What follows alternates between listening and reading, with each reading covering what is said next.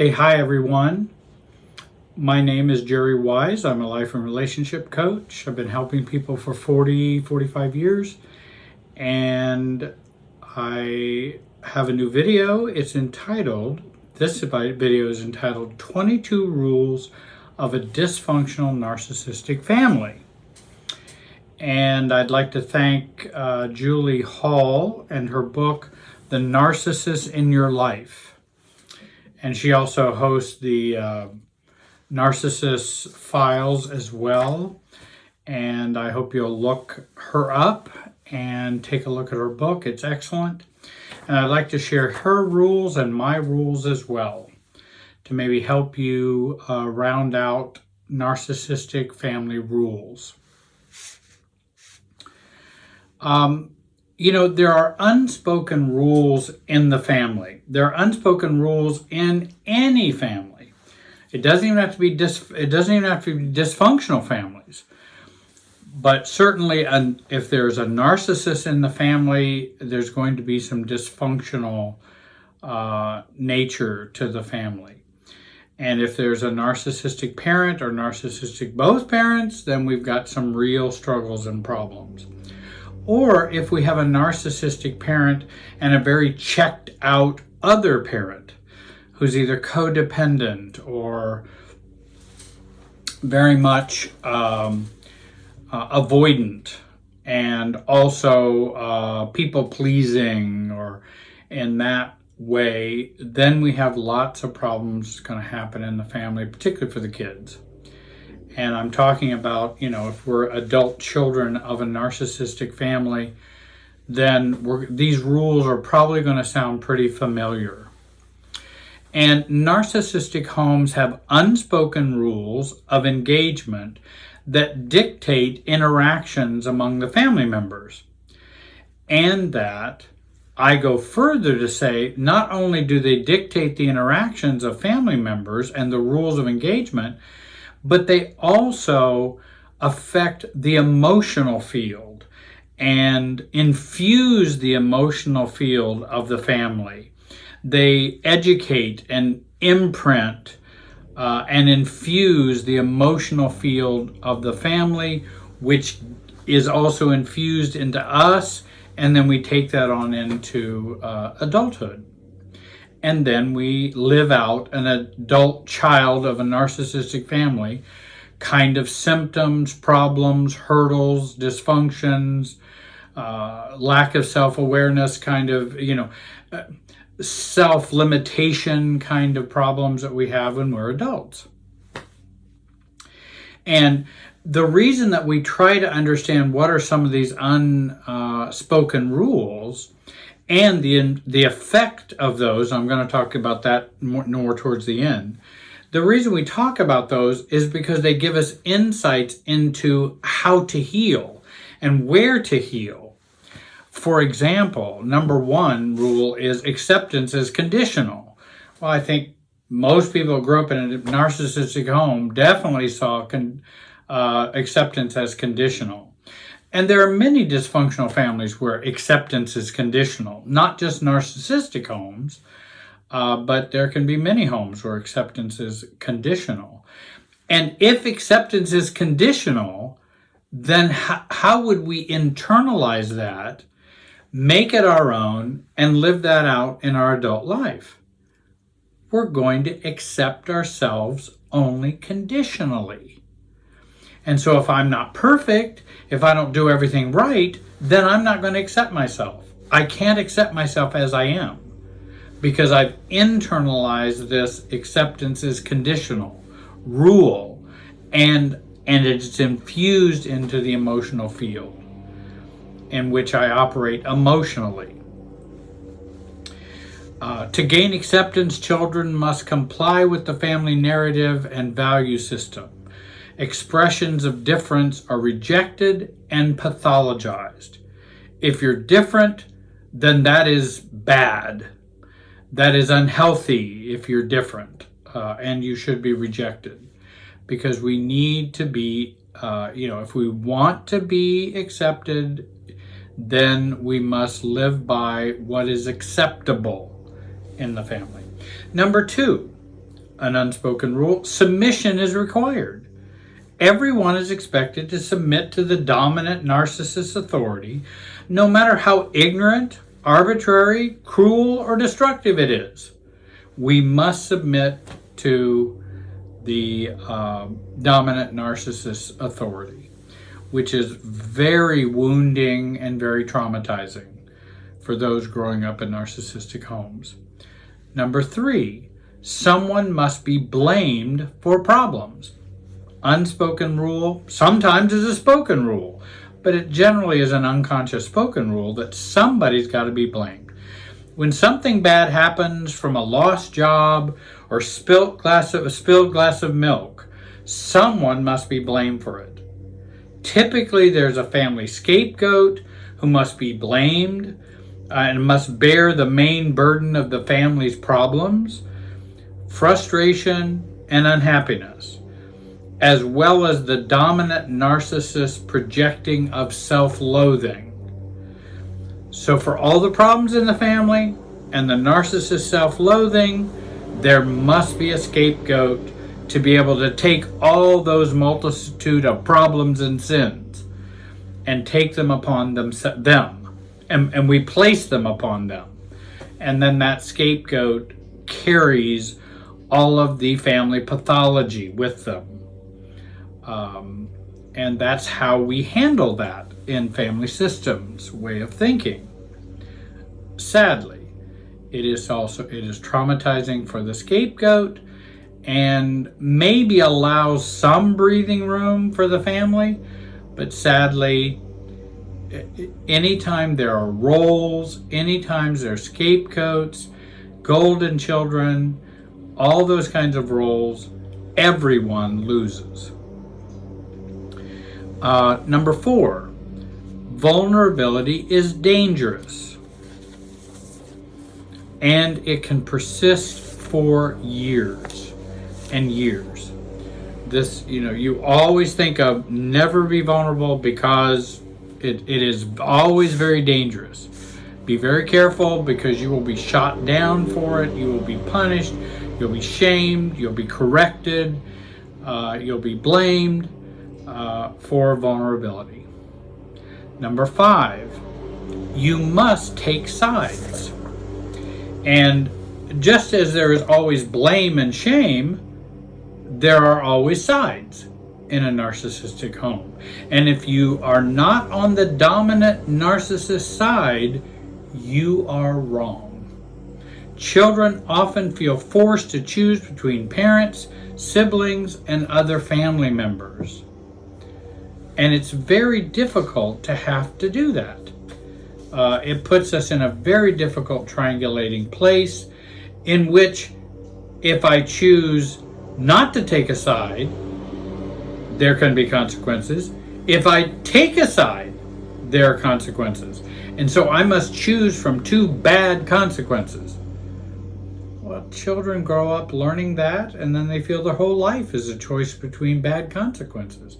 And their whole life gets formulated into a formulation in which I'm always going through that time and time again. There are only bad choices. Never a good choice over a bad choice. There's always 2 bad choices that I have to choose from. And many times adult children of narcissists will find their lives shaped in that way. The good news is we can get out of that formulation that way. Number 6, there's never enough love and never enough respect to go around. This is the whole zero-sum game. There's only so much favor that can go around. Renewable resources in healthy families, love and respect, are limited to the narcissist and whomever else is deemed worthy, usually a favored golden child. Respect or love for one person means respect and love means disrespect and unlove for another. There's only so much. Number 7, feelings are wrong. The feelings that make us human help us connect and get our needs met and protect us from harm are selfish and must be repressed. Only the narcissist has free rein to express feelings and have emotional reactions and make demands. Again, our feelings are wrong. And one-upmanship and favoritism and constant comparisons create a harsh, competitive environment that undermines trust, breeds hostility, and betrayal. And again, I think that one-upmanship is always present as rule number 8. Rule number 9, appearances are more important than substance. Even if everyone is suffering, they must all smile for the family photo. Appearances are more important than people. Appearances are more important than substance. Number 10, rage is normalized. Everyone is expected to swallow and endure the dominant narcissist's irrational, explosive, and perhaps also violent rage. This may be magnified by other forms of mental illness and or addiction. Again, rage is normalized. And we carry that on into adulthood, and then we accept more anger and accept more rage than we should be. Number 11, denial is rampant.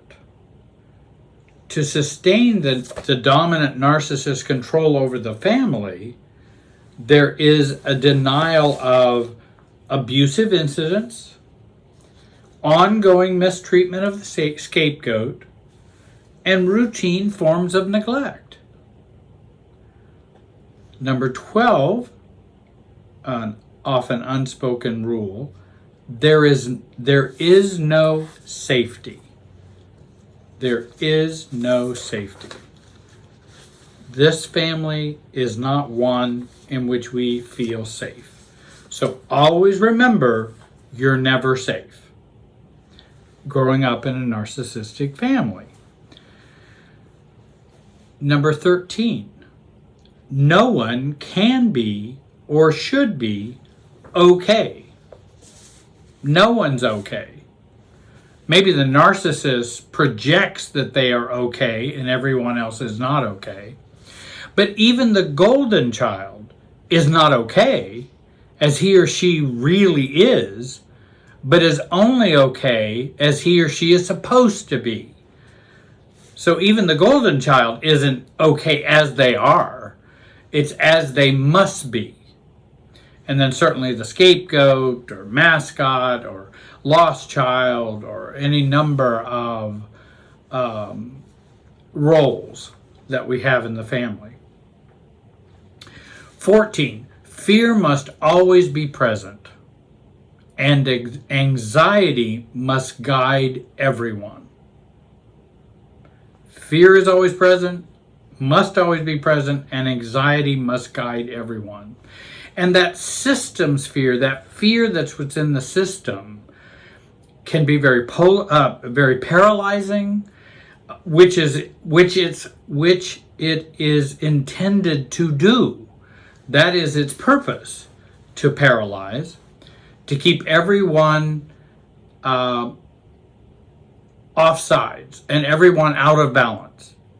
And the anxiety must be there, so we will always react out of our anxiety, not out of thoughtfulness, intentionality, rationality. Can't have any of that. Anxiety must guide everyone. 15, always avoid, never resolve. So you keep your head down, stay under the radar. You can't resolve anything, so just avoid. 16, always be angry or always be appeasing. And we usually flip-flop between the 0 to 180 degrees of angry to appease, angry to appeasement, appeasement back to anger. But it's not to be overt anger. It often ends up being suppressed or repressed anger that we feel, because certainly you can't be angry with the narcissist. Good heavens, you will pay dearly for that. And you can't be angry about what are obviously things that would be worthy of anger. You cannot do that in a narcissistic home. It's anger beware. Buyer beware, anger beware is the motto in a narcissistic home. 17, differentiation or confidence in anyone other than the narcissist must be punished or shamed or rejected. We cannot be differentiated. You better not have confidence. And certainly that differentiation or difference between narcissistic family and yourself cannot be tolerated. Also, number 18, never count on parental support. Now, why do I say that? Maybe there was a parent who tried or wanted to be more supportive, but you can't count on it because that parent is under the subjection to the dominant narcissist. So the parent you can't count on, even the quote good parent, because they are under subjection to the narcissist. At any time they could pull their support for you because they have to please the narcissist parent. And so can't count on it. Nice when it happens, but it many times will be yanked out for fear, anxiety, reasons. Or codependent reasons. 19. Always enmesh, and boundaries are not permissible. Only enmeshment. And then I'm going to expand on that in just a little bit more in just a second. Rule number 20. You must always be borrowing a self or loaning a self, but never having a self in a narcissistic home. We always must be in the operating of filling up other people's buckets, not our own. Rule 21. Systems feelings always trump true feelings.